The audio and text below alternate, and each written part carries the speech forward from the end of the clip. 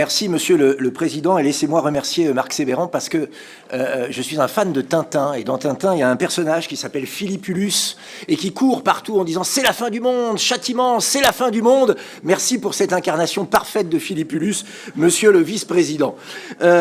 À l'occasion de ce budget, malgré les cris d'orfraie de la majorité sur un chaos qui n'arrivera pas, une crise économique inventée, je m'interroge sur ce que vous voulez faire. Peut-être cacher le fait que ce budget est un très mauvais budget, avec le bon vieux principe « c'est pas moi, c'est l'autre ». Effectivement, dégraisser un peu le mammouth de la région aurait pu être une bonne nouvelle. 134 millions d'euros d'économie, c'est le moins qu'on puisse faire quand on voit les gabegies. Et pourtant, rien ne sera fait en la matière. Les dépenses de fonctionnement ont augmenté de 17,7% depuis 2021 et de 43% depuis le fiasco de la fusion de 2016. Voilà ce que vous auriez dû annoncer. Pourtant, vous avez... Monsieur le Président, un de vos collègues vient de me dire « dégage ». Je pense... Si. Je pense que ce terme de propos n'est pas acceptable. Donc je vous demande... Oui, nous on l'a tous entendu. Donc je vous demande de rappeler un peu d'ordre. J'arrête ici mon intervention, je reprendrai quand j'aurai eu des excuses à ma droite. Monsieur Jacobelli, pas de cinéma, reprenez s'il vous plaît votre intervention.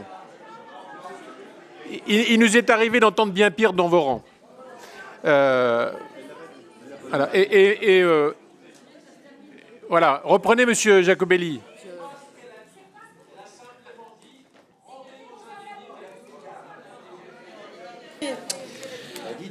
Je comprends finalement votre énervement, ma chère collègue, parce que peut-être que vous avez lu le budget et vous avez vu que vous avez sacrifié nos dépenses d'investissement sur l'autel des dépenses de fonctionnement.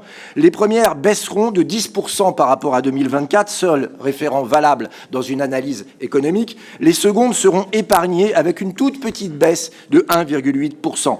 Dès 2022, le Césaire vous demandait une clarification de la stratégie en matière de dépenses de fonctionnement. 3 ans après, aucune clarification, mais une bonne dose d'attentisme, d'immobilisme et de déni. Ce n'est pas faute d'avoir défendu la nécessité de faire des économies. Vous nous aviez rétorqué à chaque fois que vous n'aviez aucune marge pour réduire la voilure régionale. Et c'est une fois que vous y êtes contraint, et tant mieux, que vous dégagez 135 millions d'économies, mais ces économies, faites sur un coin de table, au doigt mouillé, manquent leur cible.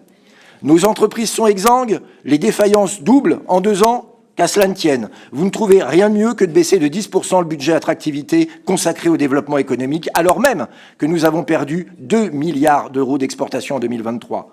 Nos lycées ferment, il y a un problème dans l'éducation nationale, qu'à cela ne tienne. Vous accélérez la tendance en coupant dans les dépenses à hauteur de 6,5%. Les voyageurs galèrent dans les TER, sur les routes congestionnées, qu'importe. Vous amputez le budget mobilité de 96 millions d'euros.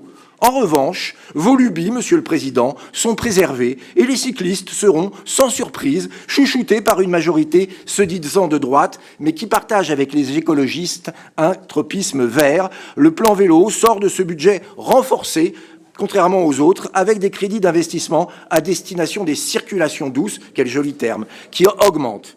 Quitte à ce que vous choisissiez comme référence une marine, Monsieur le Président, j'aurais préféré qu'elle s'appelle Le Pen plutôt que Tondelier.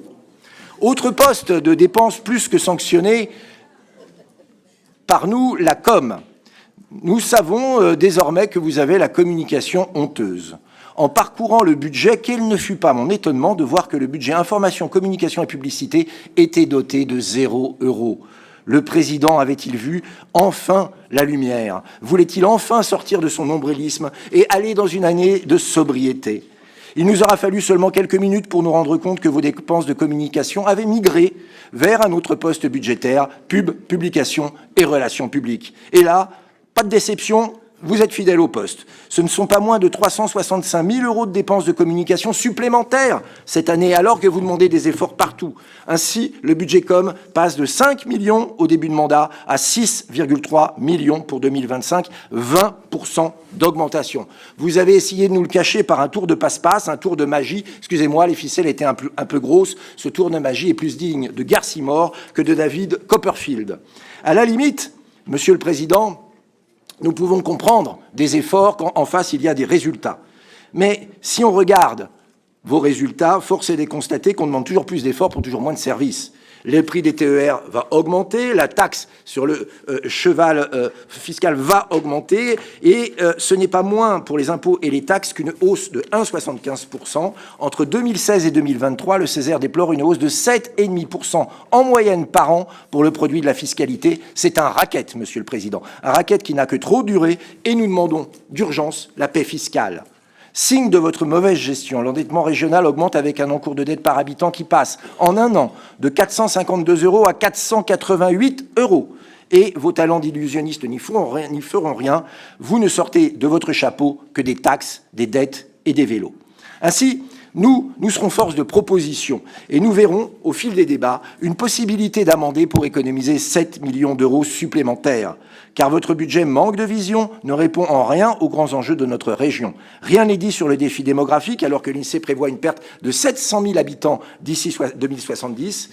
Votre budget ne fait rien contre les défaillances d'entreprises qui augmentent de 34% cette année avec un budget développement économique en baisse. Et depuis 1980, 40% des communes ont perdu leur dernier service de proximité dans l'indifférence quasi générale.